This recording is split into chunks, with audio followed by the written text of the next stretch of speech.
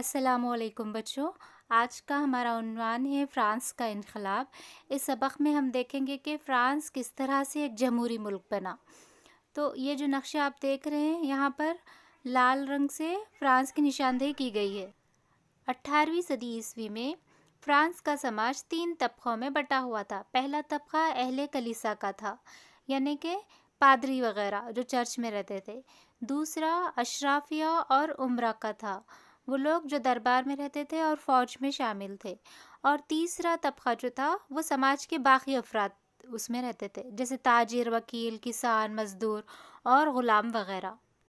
France کی جملہ آبادی میں سے 90% جو لوگ تھے، آبادی تھی، وہ کسان ہوتے تھے، لیکن ان کی خود کی زمین نہیں رہتی تھی، بلکہ وہ زمین اہل کلیسا کی رہتی تھی یا پھر تیسرے اسٹیٹ کے جو زیادہ امیر لوگ رہتے نا ان کی رہتی تھی۔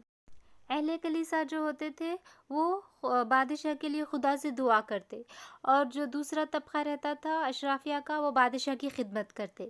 اس طرح سے جو تیسرا طبقہ تھا وہ لوگ کسی طرح سے بھی براہ راست بادشاہ سے تعلق نہیں رکھتے تھے، اس لیے پہلے اور دوسرے طبقے کو خاص رعایتیں دی جاتی تھی۔ انہیں کسی طرح کا ٹیکس نہیں ادا کرنا پڑتا تھا، بلکہ سارا ٹیکس تیسرے طبقے کو ادا کرنا پڑتا تھا۔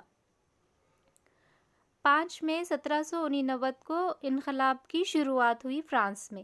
اس وقت فرانس کا بادشاہ لوئی 16 تھا۔ لوئی 16 مزید نئے ٹیکس لانا چاہتا تھا، اس کے لیے وہ ایک اجلاس طلب کیا۔ اس اجلاس میں ہر طبقے کو ایک ایک ووٹ دینے کا حق حاصل تھا، لیکن جو تیسرا طبقہ تھا وہ مطالبہ کیا کہ طبقوں کی طرح ایک ایک ووٹ دینے کے بجائے ہر فرد کو ایک ووٹ دینے کا حق دیا جائے، لیکن لوئی 16 نے اس تجویز کو ماننے سے انکار کر دیا۔ 20 جون 1789 ٹینس کورٹ کا حلف۔ اس سال کسانوں اور دیگر مزدور اور نوکروں پر مشتمل تیسرا اسٹیٹ جو تھا، انہیں اس بات کا اندازہ ہوا کہ وہ لوگ دراصل تمام فرانسیسی قوم کی نمائندگی کرنے والے ہیں۔ اس بات کو سمجھ کر ان لوگوں نے عہد کیا کہ وہ لوگ ٹینس کورٹ سے اس وقت تک نہیں جائیں گے جب تک کہ فرانس کے لیے ایک دستور مرتب نہ کر دے اور بادشاہ کے اختیارات کو کم کر دیا جائے۔ وہ لوگ خود کو قومی اسمبلی کی حیثیت سے اعلان کر دیے۔ اس وقت کچھ مفکرین نے ان کی نمائندگی کی، جس میں میرابو، ایبیسائس اور بیلی تھے، جو ان تیسرے اسٹیٹ کی قیادت کر رہے تھے۔ تیسرے اسٹیٹ کے مطالبہ کرنے پر دستور بنانے کی تیاری شروع ہوئی۔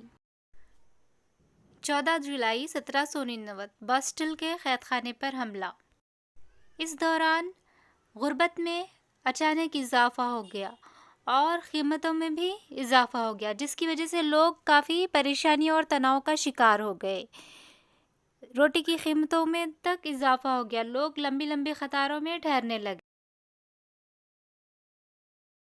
لوگوں کے تناؤ اور پریشانی کو دیکھتے ہوئے جو بادشاہ تھا اس نے فوج کو پیرس میں داخل ہونے کا حکم دے دیا تاکہ لوگ اس کے خلاف کوئی قدم نہ اٹھا پائیں۔ اس کی وجہ سے لوگ بہت زیادہ غصے میں آ گئے اور زبردستی باسٹل کے قید خانے پر حملہ کر دیا۔ یہ جو قید خانہ تھا نا بچوں، یہ بادشاہ کے اقتدار کی علامت سمجھا جاتا تھا۔ اس دن کو آج تک بھی فرانس کے قومی دن کی حیثیت سے منایا جاتا ہے۔ قومی اسمبلی نے 1791 میں دستور کے مسودے کو تیار کر لیا۔ اس کا بنیادی مقصد کیا تھا کہ بادشاہ کے جو اختیارات تھے اس کو محدود کر دینا، یعنی کہ کم کر دینا، ایک فرد کے ہاتھ میں تمام اختیارات نہ رہنا بول کر یہ لوگ اس طرح سے دستور بنائے۔ 1791 جیکوبائن کلب۔ لوگ حکومت کی پالیسیوں پر بحث کرنے کے لیے کلب یا سیاسی انجمنیں بناتے تھے۔ اسی طرح کا ایک کلب تھا جیکوبائن کلب۔ یہ کیا تھا دراصل؟ 1791 میں فرانس کی ایک مشہور سیاسی انجمن تھی جہاں لوگ حکومت کی پالیسیوں پر بحث کیا کرتے تھے۔ رابسپائر جو تھا اس کا قائد تھا، یعنی کہ لیڈر تھے انہوں اس کلب کے۔ وہ فرانس پر 1793 سے 1794 تک حکومت کرے۔ اسی دور کو دہشت کا دور کہتے ہیں۔ 1793 سے 1794 تک رابسپائر جیکوبن کلب کا قائد تھا۔ اس نے سخت نگرانی اور سزاؤں کی پالیسی پر عمل کیا۔ اسی دور کو دہشت کا دور کہا جاتا ہے۔ اس کی نظر میں جو بھی جمہوریت کے دشمن تھے ان تمام افراد کو گرفتار کیا، قید میں ڈالا اور سزائیں دی۔ بالآخر اس کی ان پالیسیوں کی وجہ سے اسے بھی سزائے موت دی گئی اور اس کی گردن اڑا دی گئی۔ اس کے بعد نظامت شروع ہوئی۔ نظامت کیا ہے؟ یہ قومی کنونشن کی جانب سے ترتیب دی گئی ایک انتظامی عملہ تھی جو جملہ 5 ارکان پر مشتمل تھی۔ اس میں بھی اتحاد نہ ہونے کے سبب یہ بھی ناکام ہو گئی۔ اس کے بعد 1799 سے 1805 تک نپولین بوناپارٹ کا دور شروع ہوا۔ لوگوں کا خیال تھا کہ نپولین بوناپارٹ ملک کی انقلاب کی حفاظت کرے گا اور ملک کی بہترین قیادت کرے گا۔ اس نے سفارت خانہ تشکیل دیا۔ یہ ایک جدید حکومت تھی جسے نپولین بوناپارٹ نے تشکیل دیا اور پھر حکومت شروع کی۔